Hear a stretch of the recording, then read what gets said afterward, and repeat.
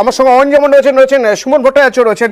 সুমন, একটা প্রশ্ন আমার থাকবে, যদি সেনার অভিভাবকত্বে অন্তর্বর্তী সরকার হয় তাহলে ভারতের সঙ্গে কূটনৈতিক সম্পর্ক কোন জায়গায় থাকবে? হ্যালো, হ্যাঁ সুমন, শোনা যাচ্ছে? অতটা আরেকবার প্রশ্ন করবেন? সুমন দা, যদি সেনার অভিভাবকত্বে অন্তর্বর্তী সরকার বাংলাদেশে থাকে তো ভারতের সঙ্গে কূটনৈতিক সম্পর্ক কি হবে? দেখুন, এটা এই মুহূর্তে বলার মতো পরিস্থিতিতে আমরা নেই।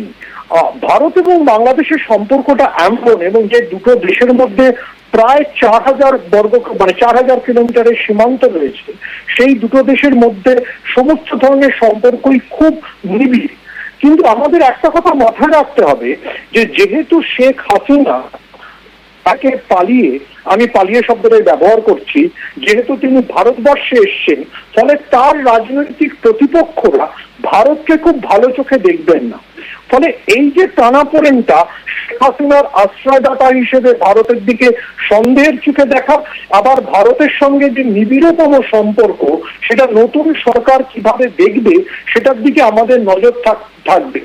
মানে আমাদেরকে খুব গভীরভাবে ভাবতে হবে, কারণ নয়াদিল্লির জন্য এটা একটা নতুনতর চিন্তার বিষয়।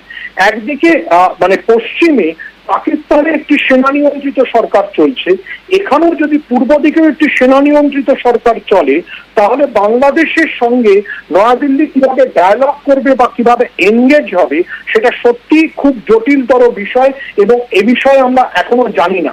আমি আপনাকে একটা ছোট্ট তথ্য দিতে চাই, সেটা হচ্ছে এই যিনি সেনাপ্রধান ওয়াকারুজ্জামান যখন সেনাপ্রধান হয়েছিল শেখ হাসিনার আত্মীয়, কিন্তু দেখা গেল যে ক্রিটিক্যাল সময়ে তিনি কিন্তু শেখ হাসিনাকে সরিয়ে ক্ষমতা দখল করলেন। হয়তো সেটা ছাড়া কোনো উপায় ছিল না, কিন্তু যিনি মানে মুজিবুর রহমানের যেটা হয়েছিল যে তার ঘনিষ্ঠজনরাই তাকে সরিয়েছিল, এক্ষেত্রেও কিন্তু সেটাই ঘটল।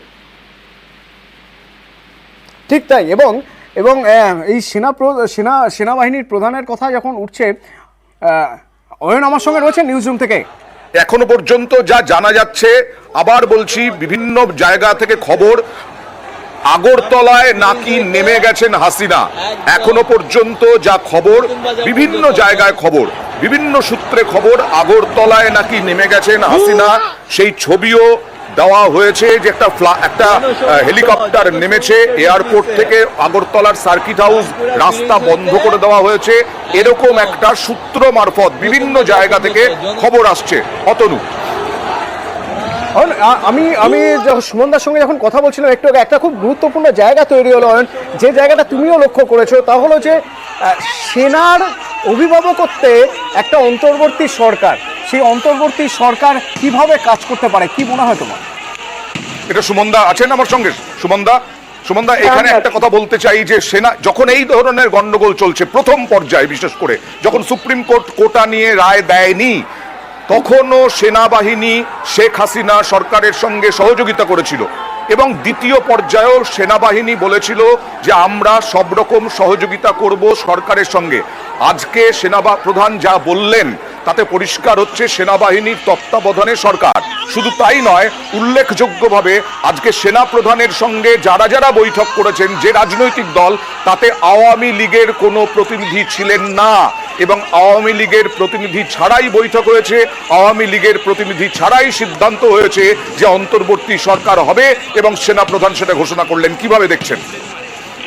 দেখুন, এটা পরিষ্কার করে নেওয়া ভালো, যখন শেখ হাসিনা নিজে দেশ ছাড়তে বাধ্য হয়েছে, তখন আগামী দিন অন্তত 10 বছর বাংলাদেশের প্রশাসনে, বাংলাদেশের রাজনৈতিক পরিসরে আওয়ামী লীগের পক্ষে কঠিনতম সময়। আওয়ামী লীগ না সরকারে থাকবে, না রাস্তায় থাকতে পারবে, অর্থাৎ রাজনৈতিক পরিসরে আওয়ামী লীগ কোণঠাসা হবে। এবং নতুন আপনি যে বলছেন যে তত্ত্বাবধায়ক সরকার তৈরি হতে চলেছে, যেটা সেনাপ্রধানও ঘোষণা করেছেন, সেই সরকারে আওয়ামী লীগ বা আওয়ামী লীগের ঘনিষ্ঠ কেউ থাকবেন না, এটাই আপাতত পরিষ্কার। কারণ আওয়ামী লীগের প্রতি ক্ষোভের কারণেই তো এই জনরোষ।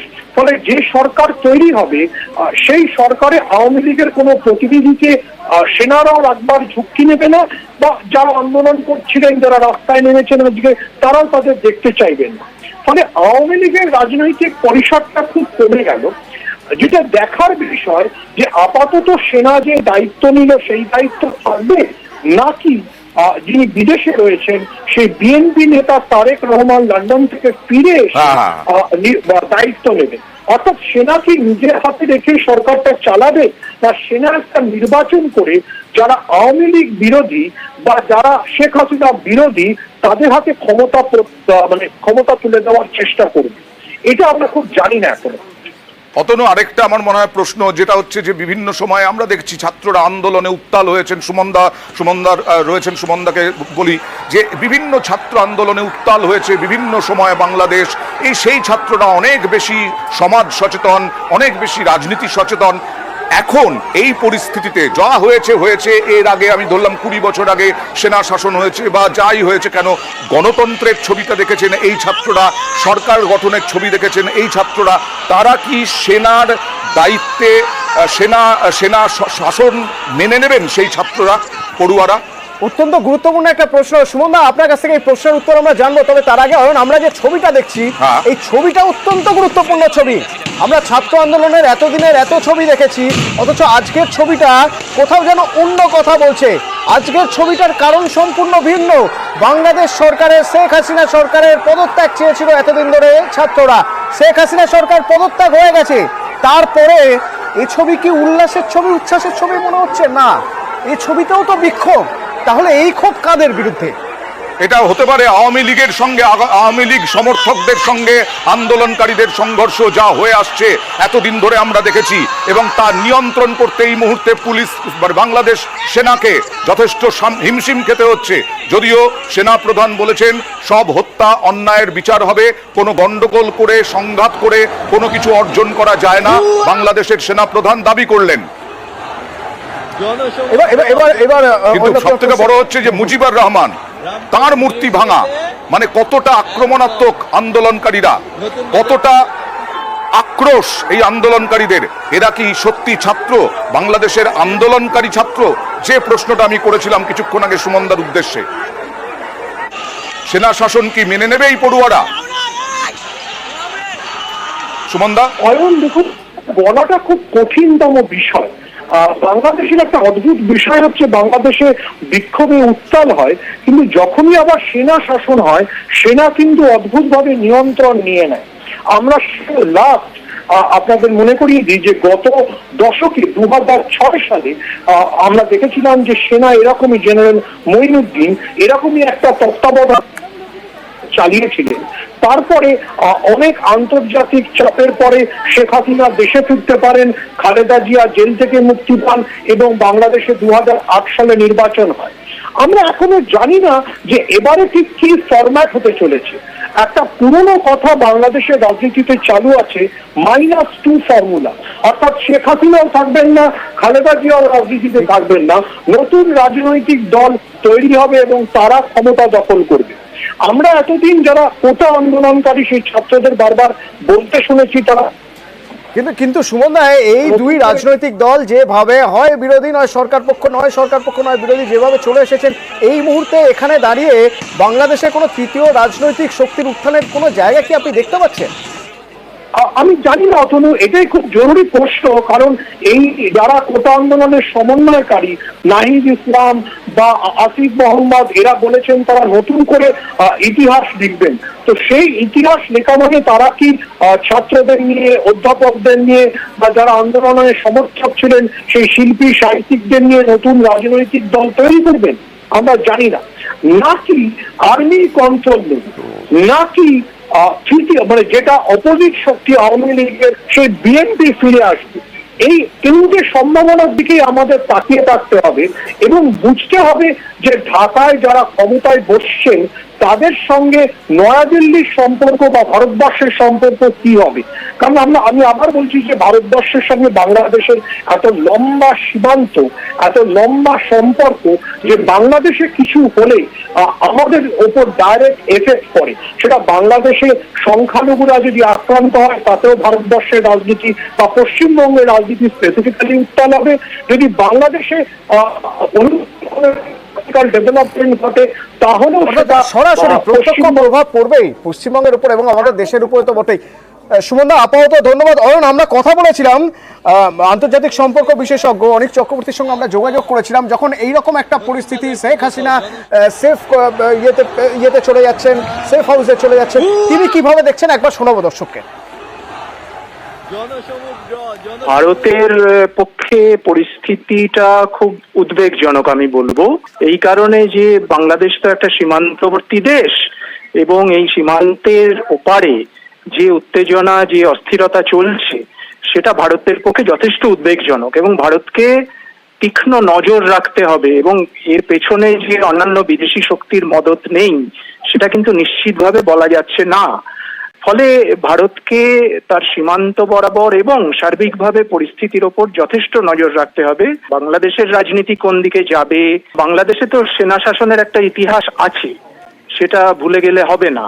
তবে বাংলাদেশি রাজনীতিতে সেনার যে হস্তক্ষেপ সেটাকে এই মুহূর্তে পুরোপুরি উড়িয়ে দেওয়া যাবে না।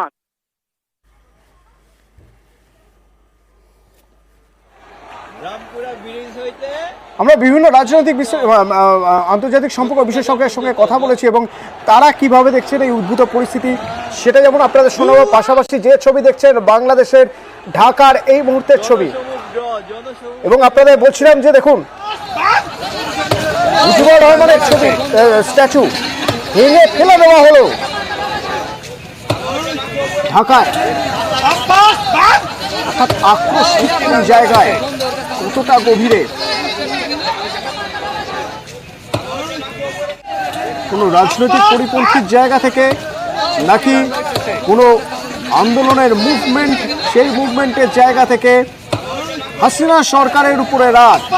হাসিনা সরকার সরে যাওয়ার পর, অর্থাৎ শেখ হাসিনা পদত্যাগের পর, যখন এখন সেনার অভিভাবকত্বে অন্তর্বর্তীকালীন সরকার, তখনও এই আক্রোশ জারি রইল। তাহলে কি এই আক্রোশের পিছনে বা এই আন্দোলনের পিছনে প্রত্যক্ষ মদত রয়ে গেল অন্য রাজনৈতিক দলের? অন্তত এই ছবি সেই প্রশ্ন তুলে ধরছে।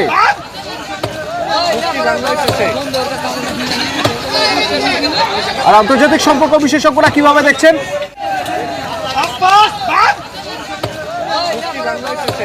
ইউথ যে রাগটা, যেটা এতদিনের যেটা, সেটা সব উভরে পড়েছে, কিন্তু আশা করা যাচ্ছে আবার এটাকে কন্ট্রোল করা যাবে। এখন আপাতত এরকম একটা খুব আনডিসাইডেড, আনসার্টেন একটা সিচুয়েশন ঠিকই, কিন্তু এই ট্রাইব্যুনাল যেটা ইন্টারিম যদি একটা বসে যায়, আশা করতে পারছি যে আপাতত একটা স্টেবিলিটি এসে যাবে। আবার আশা করা যাচ্ছে যে একটা কোনো কমিশন বসে, কমিটি বসে জিনিসগুলো দেখা হবে, সেটা বিচার হবে সেরকম। কারণ যে সরকার ছেড়ে চলে গেছে তাকে তো আর ওরকম ভাবে কিছু করা যাবে না তার উপরে, কিন্তু একটা কোনো ইন্টারিম গভর্নমেন্ট বসলেই তো জিনিসটা এগোনো যাবে না, তার আগে তো হবে না।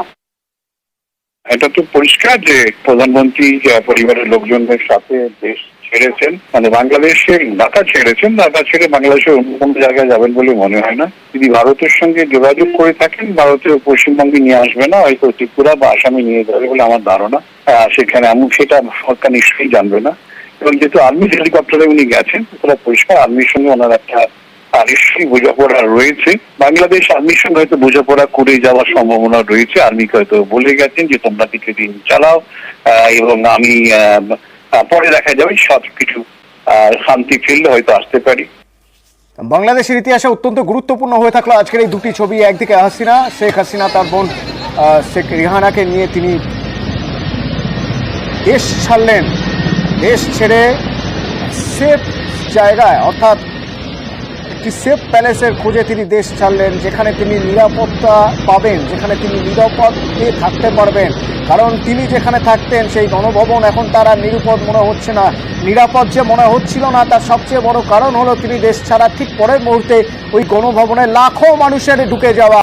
আর তার পাশের ছবিটা মুজিবুর রহমানের মূর্তি, মাথায় উঠে হাতুড়ি দিয়ে ভাঙা হচ্ছে সেই মূর্তি। কি হচ্ছে বাংলাদেশে এই মুহূর্তে? বাংলাদেশের পরিস্থিতি কি? সব খবর প্রতি মুহূর্তের আপডেট বিরতির পর, সঙ্গে থাকুন।